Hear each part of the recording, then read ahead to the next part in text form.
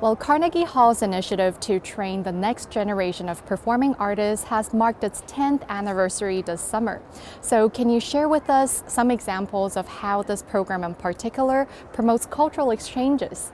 Absolutely. When we created the National Youth Orchestra in 2013, one of the major goals, and I think one of the things that distinguishes it a bit from a lot of the other NYOs around the world, is that we put international touring at the very center of what we wanted to accomplish. And that first year we went to Russia with the great Russian conductor Valery Gergiev, and then we continued on and finished at the BBC Proms.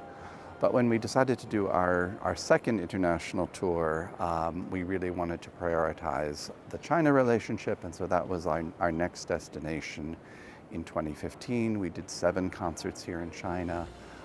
It was a wonderful experience. We had a number of occasions that we met local musicians, including in Guangzhou and in Hong Kong. And for our students, the chance to, most of them, make their first visit to China. Since then, we've also started a jazz program called NYO Jazz, which came to China for its first tour in 2019.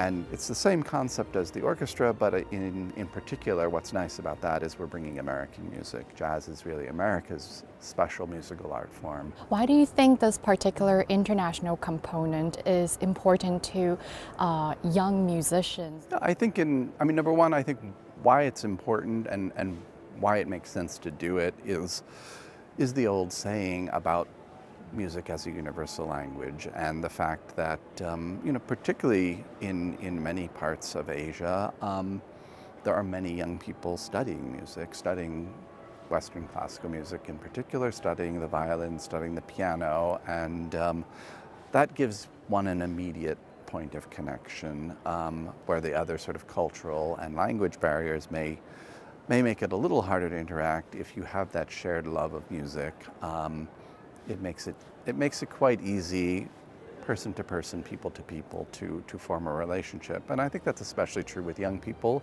who are naturally open to each other. I heard from many of our students after we came to Guangzhou in 2015, and it was really only an hour they spent meeting some of their peers at a rehearsal, but they immediately became friends. They immediately stayed on touch through social media, through their phones and other devices, and some of those relationships continue now almost 10 years later. So I'm curious, what are the outcomes and impacts of these cross-cultural endeavors on these participants?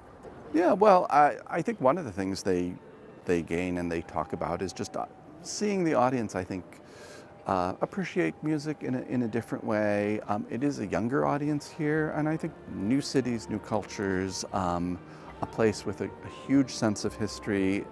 China is a vastly older country and culture than we have in America, and I think it just provides one a perspective, especially as a young person, and especially as the relationship between America and China in some ways has had its ups and downs, but I think in the cultural space we feel a very close connection. We feel a close connection between Carnegie Hall and the NCPA, which has been a wonderful partner to us, and I think we see it as an important opportunity to keep those lines of communication and keep it on a person-to-person basis, which is always the way relationships really develop.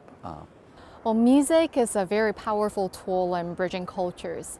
Are there any new projects which you're working on which involves cultural exchanges or international collaborations? We are planning a youth orchestra festival for the first time at Carnegie Hall, and that will happen in the summer of 2024. And there will be an orchestra representing China coming. We haven't announced all of the details yet. There will also be young musicians from Africa, from South America, from Europe, and so that whole project is about bringing people together, facilitating dialogue, and having the young people of the world through music kind of share their perspective on our planet and our future. So how do you envision the future of cultural collaborations between China and the U.S.? I think we see China as a very regular destination for our groups, and we are very much looking forward to coming back, hopefully in 2025 with the National Youth Orchestra, and I think just keeping that dialogue between these two big important countries in the world open through music and through young people seems like a natural part of what we'd like to be doing.